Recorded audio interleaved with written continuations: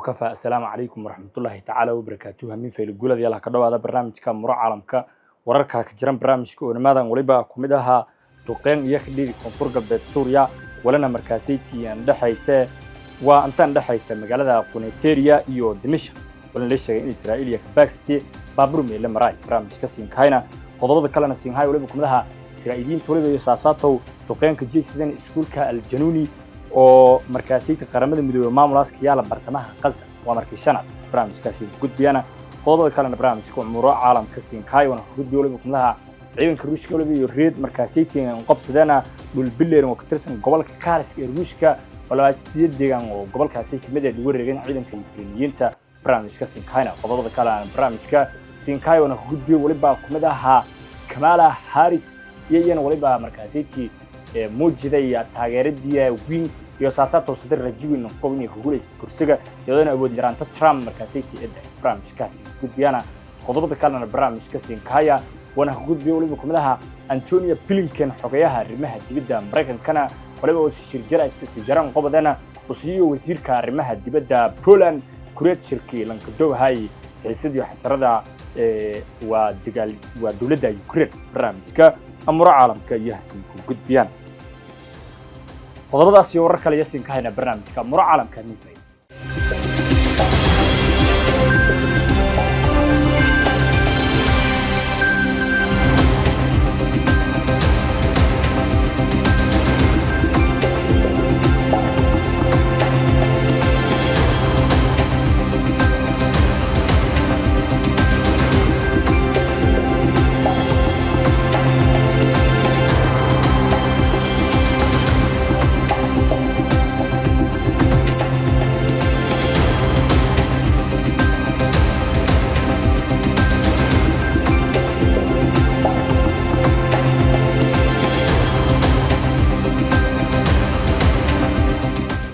وهي برنامجك مرة عالمك ورتالك أرلاadi يلا درتنا قضية كوريا برنامج كان دوقين كديد كونفور قلب سوريا أنتن دحيته مجالada كوينتيريا يو دمشق هي ولي باليش إسرائيل يو مركزية كباك سدان بابور ميل مراي نقد إلا يو حد لانك بابور كان الدراري حل إسرائيل كورمريدي ورده يا مركزية أما كورنقادي ورده يكجي سداسة سوريا يدوك عنده عدسة إن باك سداهيان إسرائيلي إيران أو سكول ويكولين هرماريوك يديارين تحب مستقبل كل قوة ركور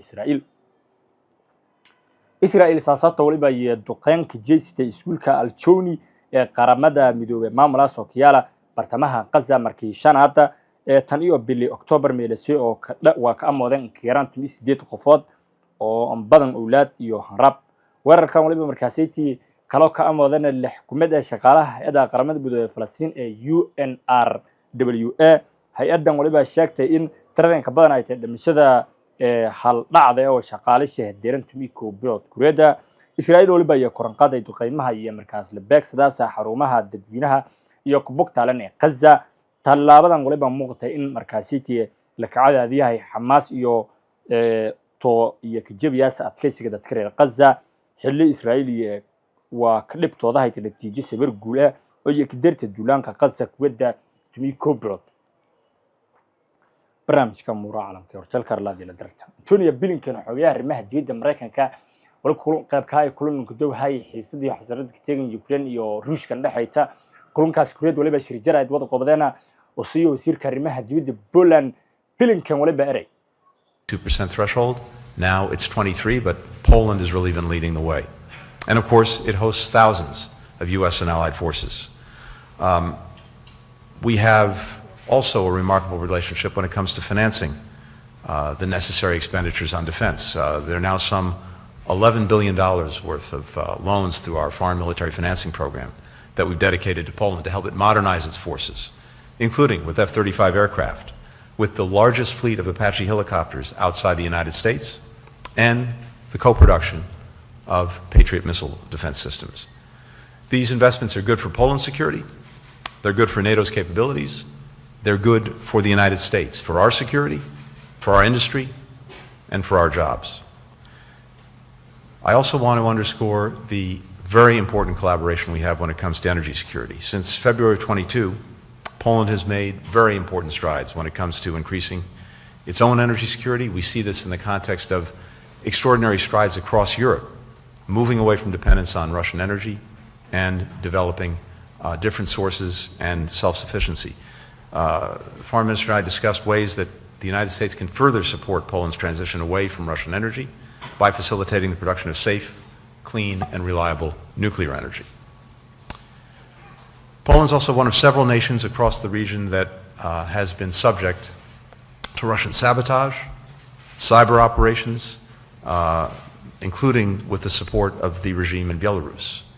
This is something that the entire alliance is seized with. We see this, unfortunately, across Europe. So, we're deepening our cooperation to protect our countries and fellow democracies from Moscow's malign efforts. In June, we came together in Warsaw with over a dozen countries, with the European Union, with NATO, to create the Ukraine Communications Group. Together, we're coordinating efforts to expose and to counter Kremlin misinformation and disinformation, and put out accurate reporting on Russia's ongoing aggression. 25 years ago, when Poland joined NATO, my very illustrious predecessor, Secretary Madeleine Albright, said this, and I quote, "We know that when the democracies of Europe and America are divided, crevices are created through which the forces of evil and aggression may emerge, but that when we stand together, no force on earth is more powerful than our solidarity on behalf of freedom." That was true then, it remains true today, and we continue to stand strongly together, Poland and the United States, for our own freedom and the freedom of others. Dziękuję bardzo. Thank you. Now we shall have time for questions. We will have 2 questions from Polish journalists and 2 questions from American journalists. The first question goes from Polsat News, Polish private broadcaster. Welcome. I have a question for both you and Minister Sikorski here. Sir, is there a green light for Ukraine to hit targets deep inside Russia using Western weaponry? There were reports that this decision has already been made. There are also reports that London has given its permission recently. So if you could comment on that. And for Minister Sikorski in Polish, Panie ministrze, powiedział pan, że Polska jest za zwiększaniem. So you said that Poland is in favor of increasing pressure on Moscow. What about the green light for hitting targets inside Russia? What is the impact on Ukraine? What does it mean for Ukraine and for Poland's security? Thank you very much. Look, a hallmark of what we've done from day one, in fact, even before day one of the Russian aggression against Ukraine in 2022, was to try to make sure that Ukraine has what it needs when it needs it to deal with that aggression. And as what Russia is doing has changed, as the battlefield has changed, we've adapted. And as you've seen through the provision of some of the most sophisticated weapon systems we've had, through the extraordinary provision of military assistance overall, more than $100 billion from the United States, the sharing of intelligence, and many other things, at every step along the way, as necessary, we've adapted and we've adjusted. And one of the purposes of my visit to Kyiv yesterday was to hear from our Ukrainian partners what they believe they need now to deal with the current battlefield, including in eastern Ukraine and other parts of the country. And I can tell you that as we go forward, we will do exactly what we have already done, which is we will adjust, we'll adapt as necessary, including with regard to the means that are at Ukraine's disposal to effectively defend against the Russian aggression. Russia is committing war crimes, attacking civilian targets, residential areas, hospitals, and facilities which produce electricity and heat for Ukrainians, and the winter is coming. Missiles that hit civilian targets are shot from bombers that start from airfields in Russia.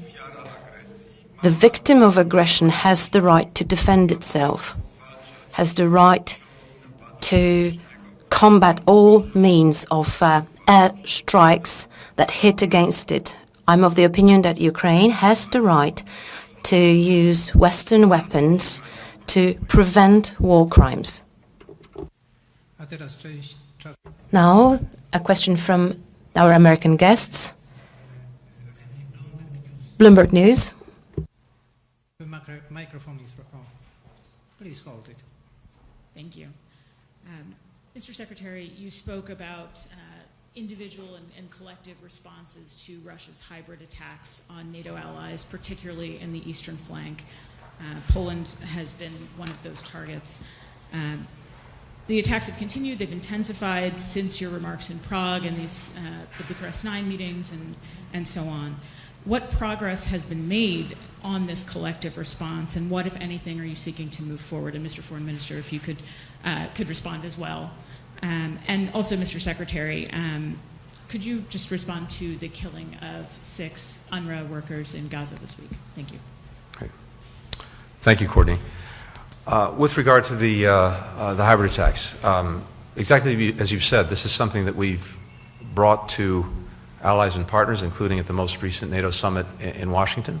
And the alliance as a whole is seized with this, because what we're seeing are attacks in a number of different countries by different means. And while countries in the past might have seen these as one-off events, I think it's now clear to everyone that this is part of a deliberate strategy that Russia's engaged in. And what I can tell you is this: we are closely collaborating between ourselves, among different allies and partners, on, among other things, sharing the necessary information and taking steps to impose consequences on Russia for these attacks. You see that, among other ways, in not only the extraordinary sanctions that have been imposed on Russia, but further efforts to, as necessary, increase those, strengthen those, and make sure that they're imposing a consequence.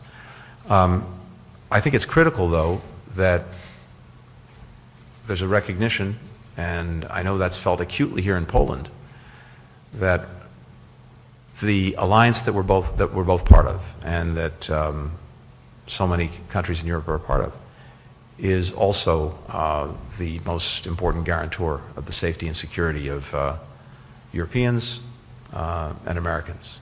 And so, as an alliance, we're also looking at what's happening, and we'll draw the necessary conclusions from that, and as appropriate consequences. With regard to the attack, look, the first thing that's usually important to underscore is the essential, vital, imperative work of humanitarians in Gaza, and for that matter, around the world. And it's essential that those activities be protected and indeed be facilitated. We need to see humanitarian sites protected, and that's something that we continue to raise with Israel. At the same time, we continue to see Hamas hiding in, taking over, and otherwise using these sites from which to conduct its operations and to pose an ongoing threat. And that, of course, has to stop, because those actions are endangering civilians. I think it also underscores, once again, the urgency of reaching a ceasefire, because that's the best way of ensuring that we have a genuinely protected space throughout Gaza, a space in which the humanitarians can not only continue to do their work, but massively increase it to the benefit of people who desperately need it, the children, the women and men of Gaza. waayahay guud ahaan weli baan kaa kaasnaa barnaamijka muro caalamka warteelka Arlaadi.